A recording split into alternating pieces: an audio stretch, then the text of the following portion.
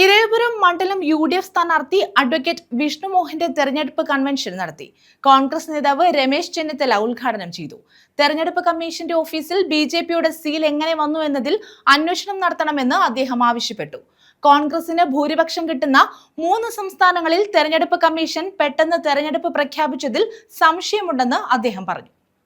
Election commission ഓഫീസിൽ BJPയുടെ seal എങ്ങനെ വന്നു എന്ന കാര്യത്തിൽ അന്വേഷണം നടത്തണമെന്ന് കോൺഗ്രസ് നേതാവ് രമേശ് ചെന്നിത്തല ആവശ്യപ്പെട്ടു. UDF ഇരവിപുരം നിയോജകമണ്ഡലം സ്ഥാനാർത്ഥി അഡ്വക്കേറ്റ് വിഷ്ണു മോഹന്റെ തെരഞ്ഞെടുപ്പ് കൺവെൻഷൻ ഉദ്ഘാടനം ചെയ്യുകയായിരുന്നു അദ്ദേഹം.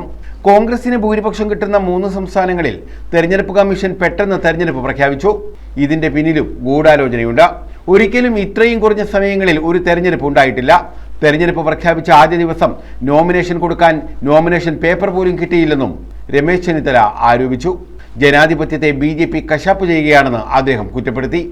കാരണം ഇത്തവണത്തെ ഇലക്ഷൻ BJPക്കാർ വളരെ ഗൗരവപൂർവ്വം ആലോചിച്ചാണ് ഈ തെരഞ്ഞെടുപ്പ് തീയതി തീരുമാനിച്ചത്. കോൺഗ്രസിന് ഭൂരിപക്ഷം കിട്ടുന്ന 2 സംസ്ഥാനങ്ങൾ ആസാമും കേരളവുമാണ്, പോണ്ടിച്ചേരി.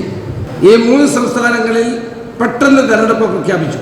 ഒരിക്കലും തെരഞ്ഞെടുപ്പ് ചരിത്രത്തിൽ ഈ ഒരു ചെറിയ സമയത്തിനുള്ളിൽ ഒരു തെരഞ്ഞെടുപ്പ് നടന്നിട്ടില്ല. ആദ്യത്തെ തെരഞ്ഞെടുപ്പ് പ്രഖ്യാപിച്ച ആദ്യത്തെ ദിവസം പോലും നോമിനേഷൻ പേപ്പർ കൊടുക്കാൻ നോമിനേഷൻ പേപ്പർ കിട്ടിയില്ല. അപ്പോൾ കോൺഗ്രസിന് മുൻതൂക്കം വരുന്ന പോണ്ടിച്ചേരി, കേരളം, ആസാം എന്നീ സംസ്ഥാനങ്ങളിൽ പെട്ടെന്ന് തെരഞ്ഞെടുപ്പ് നടത്തുക. പിന്നെ പ്രശ്നം എന്താണ്? ഈസ്റ്റർ വരാൻ പോവുകയാണ്. പെസഹ വ്യാഴാഴ്ച, ദുഃഖവെള്ളി, ഈസ്റ്റർ. ഇടയ്ക്ക് വന്നത് 2 ദിവസം ചെറിയ പെരുന്നാളായിരുന്നു.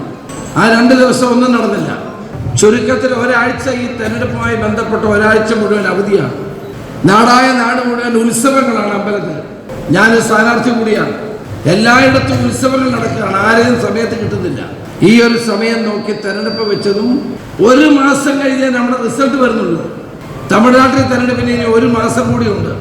അശാസ്ത്രീയമായ നിലയിൽ ഈ തെരഞ്ഞെടുപ്പ് തീയതി പ്രഖ്യാപിച്ചത് കോൺഗ്രസിനും UDFനും തയ്യാറെടുപ്പുകൾ സമയം കൊടുക്കാതിരിക്കാൻ വേണ്ടി മാത്രമാണ്. KPCC സെക്രട്ടറി ബേബിസൺ അധ്യക്ഷത വഹിച്ചു. NK പ്രേമചന്ദ്രൻ MP മുഖ്യപ്രഭാഷണം നടത്തി. സ്ഥാനാർത്ഥി advocate Vishnu Mohan, UDF chairman KC Rajan, A Shanavas Khan, AASIS, Babu Divakaran, Rajendra Prasad, Vipinachandran, Cicily തുടങ്ങിയവർ പങ്കെടുത്തു. ന്യൂസ് ബ്യൂറോ, കൊല്ലം.